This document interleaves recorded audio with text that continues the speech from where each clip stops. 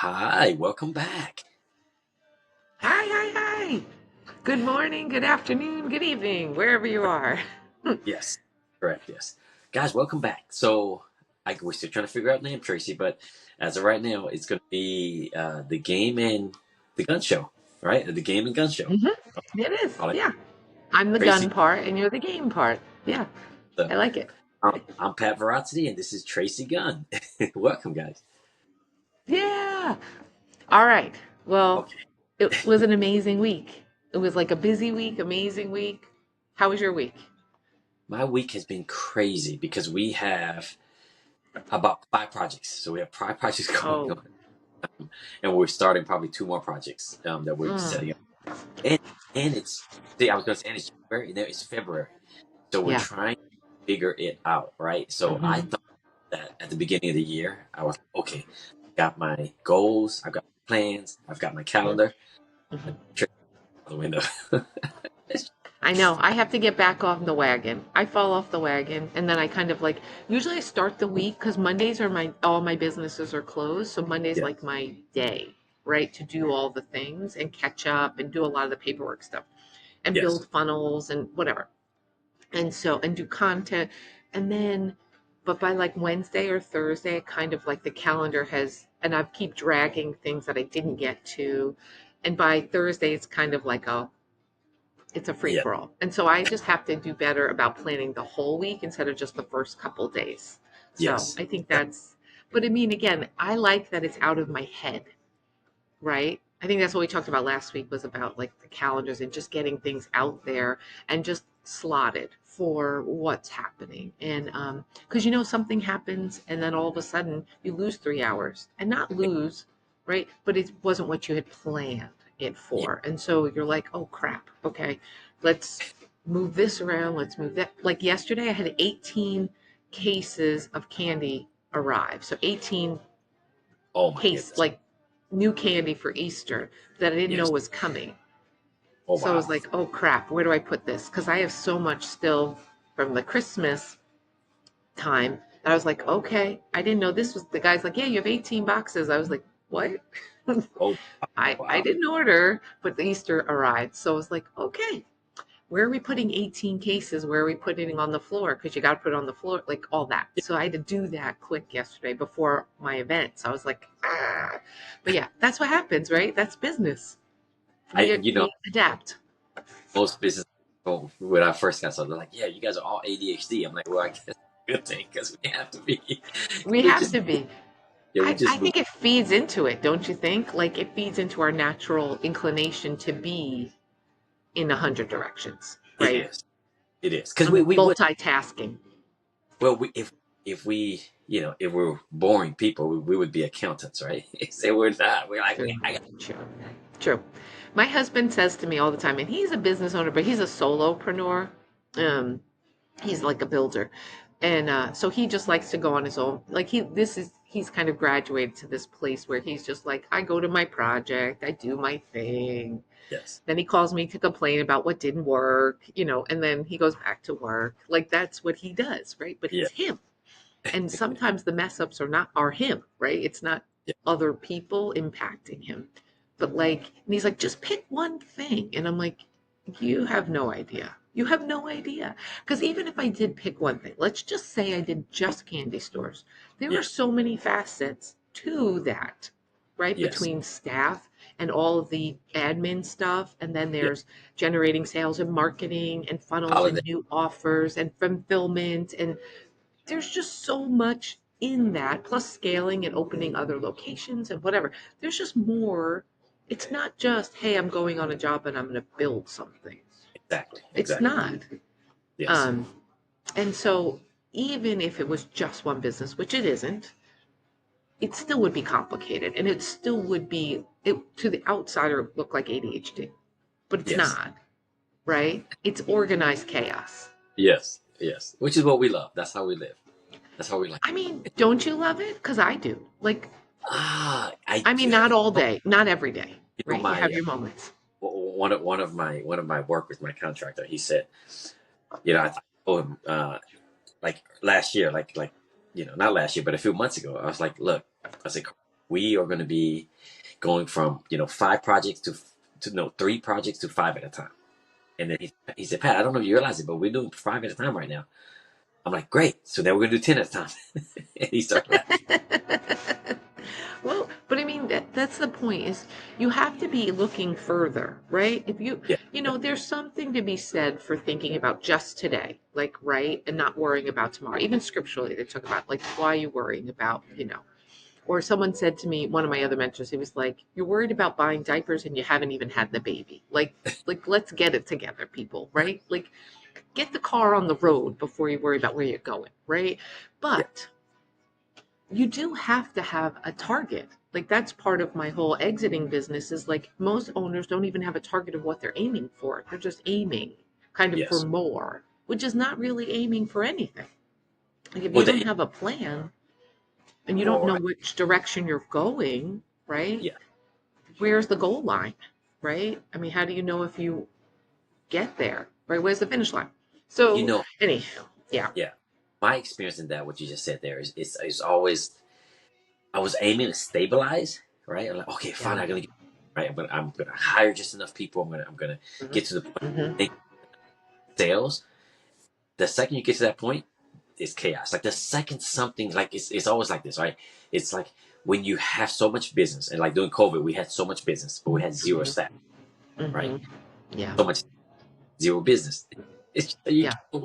that you There's gotta figure. always going to be, yep, there's always Yeah, something to adapt and yeah, overcome. That's like if I think Layla Hormozi was just saying recently, she like, if you think you're going to get to a place where it's going to be easy, you're in the wrong yes, business. Like it's never, because like, again, my whole staff settled in New Hampshire. I'm in North Carolina. And then all of a sudden somebody quits. And yes, it's not somebody I can just easily replace. It's someone who's like taking care of my machines and doing my baking and doing, it's like, okay, that is a position that has to have consistency and not just yes. anybody can do, right? And it's not because I think I can do it better. I don't want to do it at all. But the reality is for right now, it's easier for me to do it because I don't know who I can get to be in that position and trust, right? Yes. And you have to be able to find that person. In some places, like Atlanta's probably easier. Charlotte's definitely easier. New Hampshire, the labor pool is small. And so it is what it is, right? And so, but there's all just when you think you got it settled, just wait because something is Yes. coming, right? And that teaches you to scale up. I mean, really, and like to level up, right? Because what you could handle when you were a brand new business, right? Right. What would have broken you then is like every day for you now, right? You've just grown in your capacity to handle garbage and You know, drama and conflict. and recruiting too. Like I didn't Mhm. realize how it was so such a ongoing thing. Like it's constantly. I'm like always like, okay, so like I always feel like it's the moment that person gets to the point where they're stabilized, the Hmm. day where they think they don't need you Yeah. anymore, and they Yeah. become your competition, or they're like, okay, I'm out, thank you, Yep. right? After kind of train them from grandma, and then they leave you. So Yep. they And start that again. Start again. Hmm. so when you get to that point, I had this conversation with my brother-in-law one day, who's also a small business owner, or maybe larger than me, but medium Hmm. sized. And I told him this. I because I grew up here in the South, so I like football. I like concept of especially college football, the way they recruit, right? Well, Hmm. even pro football. And I told him I've gone by this. I was like, we're like a college team, like not a college team, like a football team recruiting, and we always are constantly recruiting. So once And we realize watching. and Hmm. watching, so once we realize that we've got our quarterback, we need our defenders, then we need our running back, right?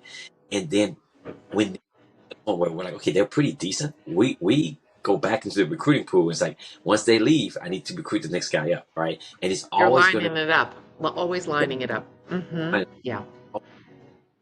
And then I went through this analogy. It's like we have to recruit like we're Bill Belichick, right? Like we have to Hmm. recruit bottom.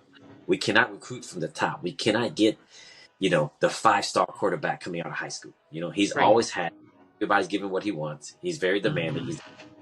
We got to get the Yeah. guys from the who's extremely hungry, who's going to take less pay, who's going to work twice, and who's hungry. And as we're Yeah. building him up, we're building a better team. So Yeah. we don't stop, we start from the bottom. No, you're exactly right. And the other part is sometimes like, and there's two different thought process. If money was not an issue, right?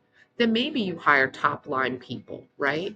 But I do it from the perspective of like lowest common denominator, like McDonald's. Yes, And you also can set up your systems in a way that anybody can kind of walk in and know what to do, yes, right? Now, with baking, it's a little bit more complicated because it's a chemical reaction. If they do too much flour, if they do this, they do that, right? They mess up the whole yeah, time, right? So I paid them and it's all garbage, right? But I do have systems set up from that perspective because so my staff, I mean, you're probably the next level up for like salons and even contractors probably. But so for me, it's often people's first job.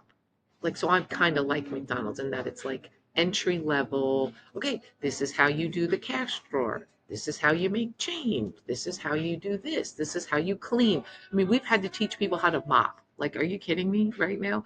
But that's who I'm dealing with in my candy stores versus you probably have contractors or builders who have been doing stuff, some all different levels probably, but they yeah, probably swung a hammer, right? Like they probably have done some training. So then you're just systematizing from that level, like where you get them. Because that's the other part is if you can train them, like I take it really seriously in my business that I'm teaching these kids how to have good customer service, math skills, which is important, right? And the importance of small business and how what they do affects the health of the business. yes, So yeah, I like try to teach them that because they'll be way ahead of the game in the long run because they'll yeah. understand that, whereas most people have no idea.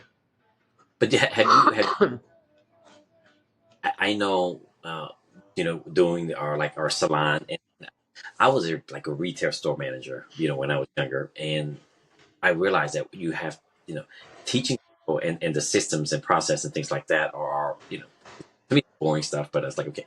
But I realized that if you, talking about like younger, an entry level, like first time job and things like that, I was like, hey, learn how to connect with somebody, and I realized that I had to teach people how to connect and talk to people, right? Like it's like Yeah, you do. like I was like, for example, if you find somebody, like let's say it's a female, or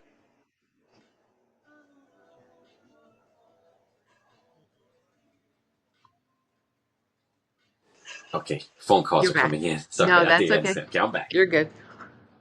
So I would say find that something that you have something in common. Like, hey, I like those shoes. That is really cool. Where'd you get it from? Right? Something very Hmm. basic. And then we always follow back up with a question, right? I'm like, ask them where they're from. Hey, are you from around town? And if they said, great, yes, I am. Yep. Okay, well, or you would say, oh, great, I'm from New Hampshire. I've never been there. How is it? And what brought you here? So it's like, and I give them this basic, like, three A little lines. script. Hmm. Time and again. And I think I'm teaching, these young kids how to actually connect and deal with people. And it's like their first time Hmm. do They that. have no idea. They have Exactly. no idea. Find something relatable. And once you find something Yeah. relatable, nice and kind, and be curious, it goes a long way. I tell them you can talk to, you know, the president, and at the same time you can talk to someone who you don't know, but you ask those Right. same questions and then find something, you know. Yeah. Well, and it's a life skill. I mean, that's the reality. Like my oldest daughter's a doctor, and she's on the introverted side, but she figured out through working in the candy store, and then she worked as a barista and stuff, how to do customer service, how to connect with people, how to pay attention. But you Yeah. think about doctors often don't have good bedside manners, right? They don't So, really, they're not personable. But yes. she knows how now by doing these jobs how to connect and Yes. read people, right? Because that's also a skill, right? Some of my staff, I'm like, you have to be looking and scanning, like they're looking, but you can tell when they're looking for something or they Ex- need help. You need to be exactly. in tune with that. But that's Yes. not something they know how to do. It's something you have to teach them, right? And it's practice. Um, and so, but think about how many people you meet in life and they're in their 40s and 50s and they do not know how to deal with people at all. It's like, wow, like nobody showed them how to be, right? They just are. Yes. And it's really interesting to see like how they are their own worst enemy because they don't know how to deal with people. You say that because that's I'm thinking to myself like mostly people that don't work customer service, right? They're usually Yeah. like family members or friends that like they're working in a uh what do you call it? Like they're doing like accounting or they're doing Mm-hmm. some Yeah. kind of a computer and they're dealing with Behind the people. scenes. Yeah, Yeah. behind the scenes. They're very smart. They're super smart in their head, but customer service is not what they Yeah. like they never serve a table. They never work Right. customer service. Well, that's it, right? I mean, everyone should work in a restaurant or something. Like these, but any kind of front-facing Yeah, position teaches you. But a lot of kids, honestly, because I hire kids, right? Some of them are 15 when they start working with me, right? It's like, here's my store, take care of it, right? But the thing is that these kids, a lot of kids are not working at all. Their parents like want them to do sports and they're doing, yeah, but because they're not working, they don't they don't understand how to do that. And that's something yeah, you have to learn. Like I think the earlier you learn it, the better off that serves you in the long yeah. run. Yeah, I agree. I agree. Like I think we have to talking about kids. I do want to talk about kids, but I Yeah. do want to ask you. We talked earlier, you and I, and what were we said something that we're going to kind of bring up, talk about. What was that? I was Oh, trying to remember. oh, that's okay. So you planned an event at last month. I planned an event this month, and Yeah, what we were talking about was the idea of being in your business and being so myopic. Like you're so focused on like you don't have enough time. There's not enough time in the day to deal with all the problems, all the fires, and to scale the way you want to, and there's always more to do. And then you go home and you have family and life, right? yeah, And so you're not thinking, oh, did I make a new friend today? Like, and I'm yeah, not talking customers, I'm talking about other businesses or other connections that help your business, right? And that's why they have these like BNI and chamber and whatever. But most business owners, I would say 95% of business owners are just in their business, that, in, and yes, never looking up. Go ahead, yes, you go. yes. Because I was telling you, I was like, as a and I don't know what to say, but I call it brick and mortar. Yeah, As a it brick is. and mortar Yeah. for 20 years, I've always built my stores, and I've been in there. I work in the stores. I know my staff. I know my customers. Yep, same.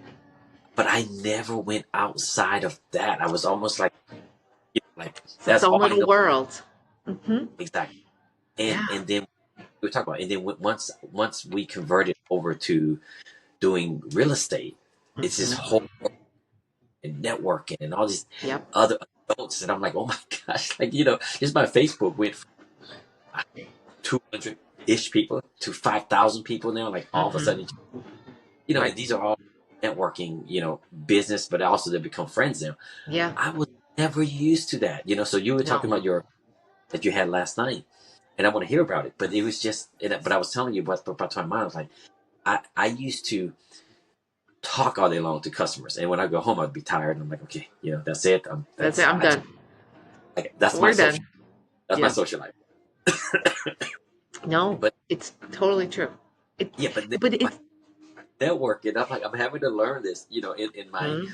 But you're 40. learning it later because we didn't know this, right? Because we were entrepreneurs. So, like, if you were in corporate, you would learn the corporate game, which is about networking and and leveraging the relationships to get to the next level or the next job. That's part of it.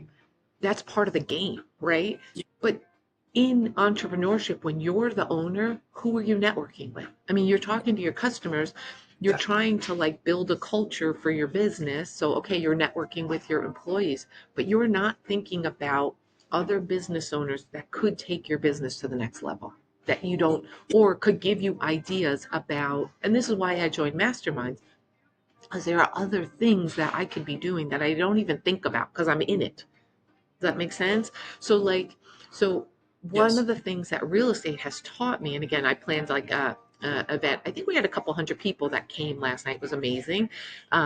And so, but like this is important for real estate because with real estate, just like corporate, who you know is really defines how successful you're going to be, right? Yes. Because you Yeah. need other people, right? You need connections, you need to know about deals, you need to talk to agents, you need to talk to bankers, you need to talk to loan. people, like you are connecting, and they're kind of like customers, right? But you're connecting to put this all these pieces together so you can leverage all these relationships to be successful.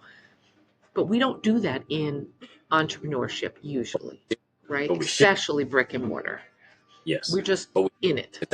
that's why we die off one at a time because we're like We this. do because we're alone. Yeah. Yes. Which is kind of what we're trying to do here, right? It's like this Yeah. idea. But I know even like we were talking a little bit about, so I used to be chair of our downtown group for 12 years because I was like, if I can get people to come to our main street, it was like our downtown district, if I can get people to come, it's my opportunity to sell them candy. But if we Yes. collectively, like a mall, right, or have all this attraction, Yeah. then it's my opportunity to claim a customer. But Yes. it's easier to do that as a group with all these different offerings than just myself, right? Why? So why not just do it for the group? But it Yeah. was like herding cats. And they call it herding cats because entrepreneurs are so in their business, they can't even think about extra. Yes. But they want more business. They want their downtown area to thrive. And yet they're kind of like just in it. They're like, I'll just work on my own business, right? And That makes, not working collective. So I don't know. My encouragement would be like, I'm challenging myself to get outside of the business and all the things I'm doing and all the things I need to do and want to do and have to do, and set aside a little time for that. And it could be just on social. You can go in and connect, right, in groups and whatever, but also in person. Like local is where the money is right now. Like yeah. local is this huge untapped market, right? People go out and like they do e-com and they do it for the world. But Yes. what if they offered their product local? Like, Yes. you know what I mean? Like, there's this huge opportunity, and you can even run ads.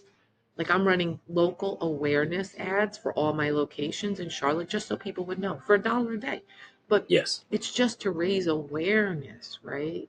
Um, and to kind of connect with, and I want to be a local institution, not just Yeah. for my customers, but with other business owners, right? They know stuff. They'll Yeah. recommend me. I'll recommend them. Exactly. Exactly. Yes.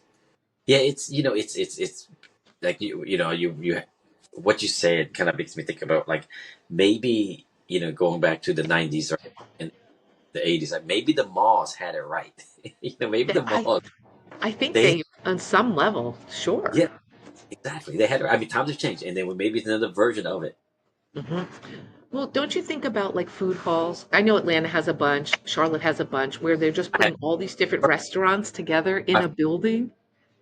my phone was ringing, so I had to start over. Oh, sorry. No, that's okay. No, but like, think about the food halls. Like in Charlotte, we have Optimist Hall, which is the most known one. But like the idea that like they put all these little vendors, food vendors together.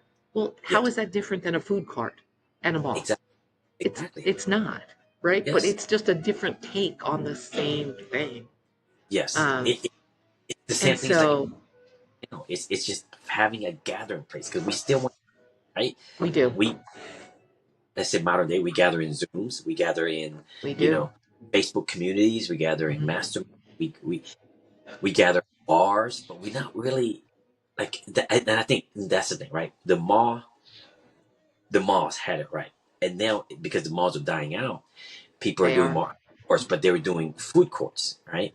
And maybe that's where you know about revitalizing downtowns, because now as a real estate investor, I've realized and I've learned, like especially here in Atlanta, and I know it's just universal, right? Like what is a, how do you start with a community, right? You start with, and I could be wrong because but this is what I've seen and have heard and actually see in real life as I'm picking properties, is that you start with a Hmm. park.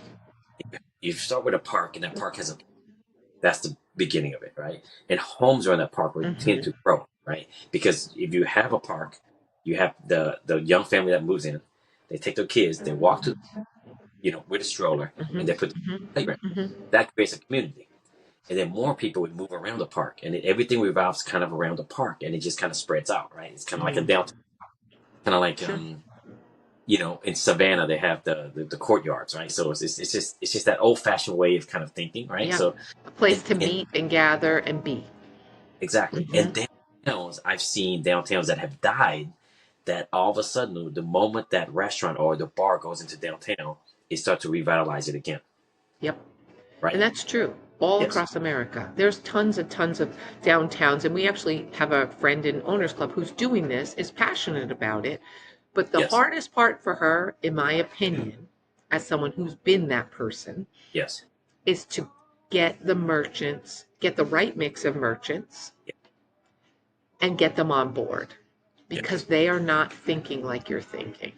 yes, They're just not. They are just in their business and they're surviving. And if they yes, have been in business for at least 5 years, they've probably figured out a way to exist in their business and make it at least even enough that they have some kind of life, some yes, kind of income, but still chaos, right? They're in that zone. And so adding another thing, especially somebody on the outside coming in, is conflict, right? yes, Um, but I think you go back to, so I'm from Long Island in New York, and there were very few towns that had a main street. We had just strip mall, strip mall, strip mall, strip mall. We had yes, schools and whatever. But when I moved to New England, I realized, gosh, our town, the heart of the town is that downtown main street where all the merchants are. And yes, I noticed in Charlotte, what they're doing is they're building communities, which they're kind of like strip malls, but they're anchored by a community. So, in other words, yes, they're building this housing development. They have this strip of stores that's walkable with some parks, maybe splash pads, with all the things. So, they're keeping it, they're kind of like recreating this whole downtown feel, but with yes, strip malls, which is interesting, right? Because yes, to me, that's just a strip mall, but it's their place where there's a yes, coffee shop. I hope a candy store, but like a coffee shop, restaurants, ice cream, some amenities, maybe a grocery store, or at least for basics, bagel store, like those kind of natural things like, oh, let's go get bagels on Sunday. Because I think people are coming back to that. Like when I grew up, my grandpa would go to the bakery every Sunday after exactly. church and Yes. get rye bread and snack and like treats, right? Crumb And buns but like people are missing that. most communities are like that, right? Like my partner's from Brazil. Hmm. I'm Southeast Asia, but I grew up here in Atlanta, so Hmm. we. Hmm. But in my culture, we were very we were a French colony, so my people Hmm. love that. Yes, they love like the pastries, right? Hmm. And, but they would get it at like like Sam's Club or something, right? Yeah, So, yeah. but I remember my partner would tell me, it's like, why don't you guys? And this is the South, this is Atlanta. Why Hmm. don't you guys have bakeries? This is before I Atlanta know. bread and all these pastries, all these bakeries. Because you go to Europe, you go to South America. There's there's a bakery pastries in every single corner, Everywhere. right? Hmm. And I know maybe New England has that too, but in They don't. They're suburban, dying off because the they're not. grocery stores are doing it. And Yes, so, yes, how do you compete with the grocery store? yeah, People are already there, right? You have to make it special and you have to invest, and it's a lot of money to start, and all the equipment, and all the laws, and all that stuff. yes. But it's those things because so I come from the salon industry, and it's always Hmm. this. And we get actually to this day, I still get these emails where the big corporations are sending us all these leasing options for all these shopping centers, right? Hmm. So whether it's real estate, I realize that it's the same. You go in, they always put they build shopping, they put in a Publix grocery store or one of those grocery stores they have Hmm. there, Hmm. and then it's always the same thing. It's Pizza. that pizza nail salon. It's always Yep. like Hmm. it's always a nail Hmm. salon. It maybe a laundromat, and every what do you call it, shopping center has this. It's just like Hmm. carbon copy, right? And then at the end of it, you always have a restaurant. They always have a restaurant. So it's always they Yep. always end with with a big grocery store, and then a restaurant, and then a salon. So it's like everything you need is in this It's shopping center. right there. Yeah, They're replicating Main Street. But don't you think, too, people have gone, and just like the malls are kind of dying out, they're reinventing that concept of like the it is. collective, It right? is. And whether Yes, it's just a collective of food options or a collective of like, I've seen a bunch of places here in Charlotte where it's like all these different vendors in one place. So they took over like a JC Penney's in the mall and they put all these stalls in for all these people who are doing all these specialty things. Or like when I grew up, it was a flea market, which was a little bit of everything, right? Yeah. And so I think people want that. They want to come and see some variety.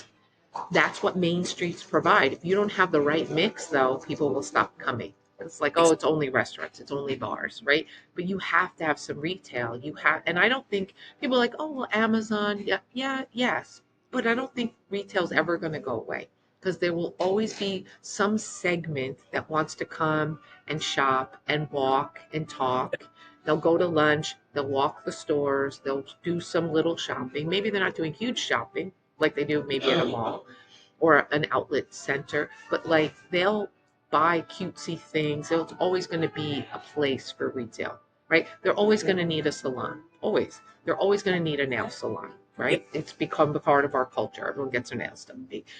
They're always going to want some, like a pizza place. They're just always going to have one, right? You can't order that on Amazon yet, anyway. No.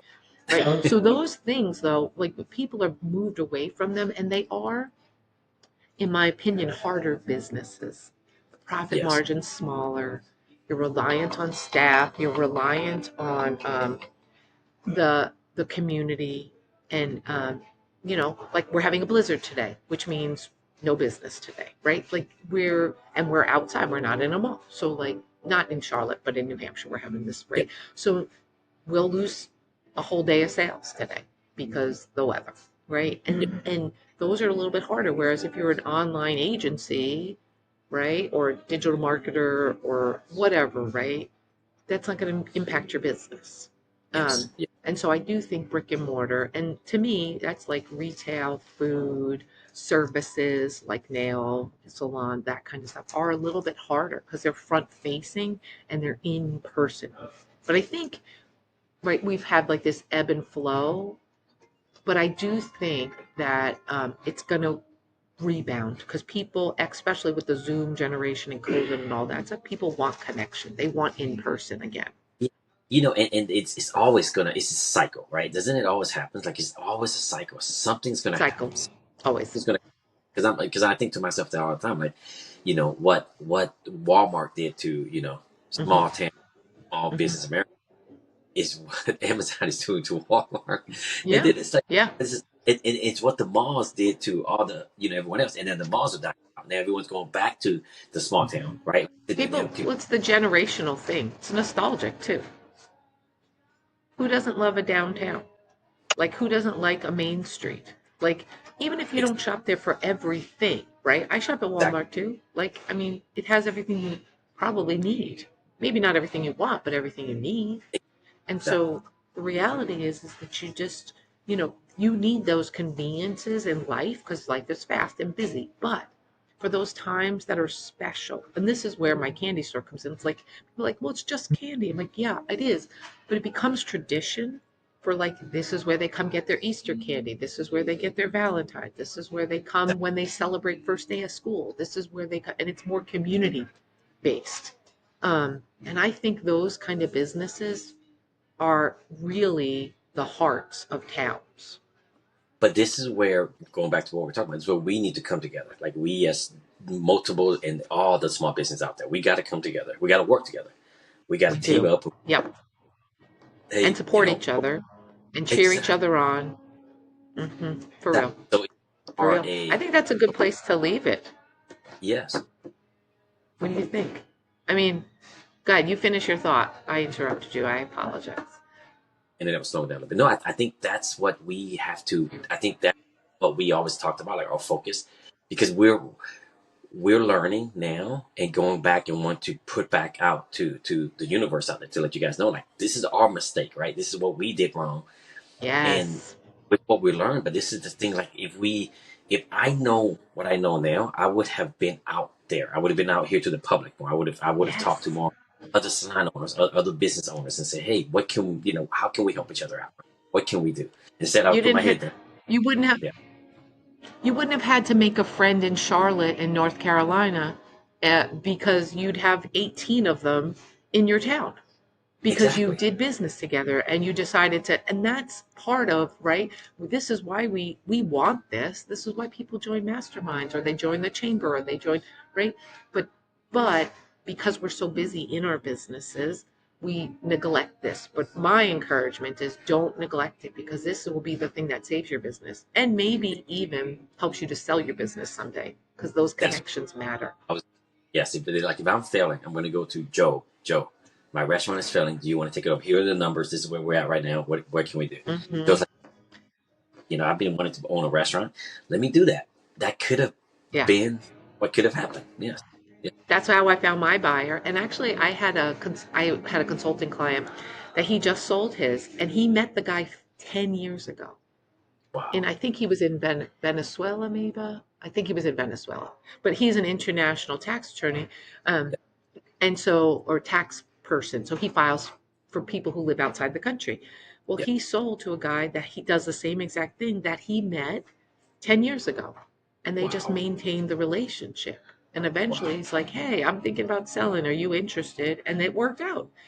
So, Yes. like, you don't know who your buyer is. You don't know how those relationships benefit you long term. Yes. You're so right. Because sometimes people don't even need what you need, right? Like if you need Yeah. cash flow right off, they don't care. They're like, hey, it's great. It's been running. I'll buy it because that's a tax write off that I'm not gonna, Yeah. it's two different. Not we're in many different levels of life, and that's the reason why we need to. That's the reason why we need a network. That's the reason why we Yeah. as business owners need to connect with each other. We need more For connection. real. We do. What we We do. the we are in different worlds. We as brick and mortar small business, we got to connect.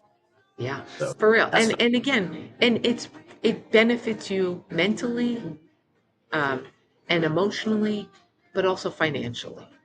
Like yes, it just does, right? The yeah, go-to person, like my friend just started a swag business, and because she is the person she is, it's called Swag Monster. She's amazing, but she is like the most positive and encouraging person, and she's just made personal connections. She's killing it because people like her. She frequents their business. She goes yeah, in and says, "Hey, I have t-shirts," and guess what?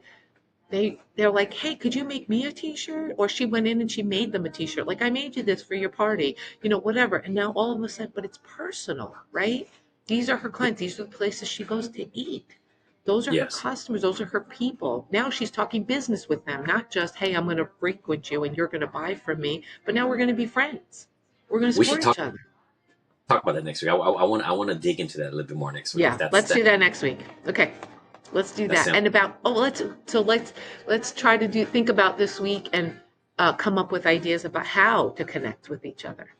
okay. Maybe that'll Okay. be the goal. So not Yeah. just like a meetup in the chamber, right? Because I think those are often just big organizations that maybe have like they have a good mission, but it doesn't really work, right? But Yes. maybe there's other simple ways to do it in your everyday life that are going to be easy. Maybe we'll I talk about like it. that. Okay, cool. Yay! All right, guys. All right, thanks.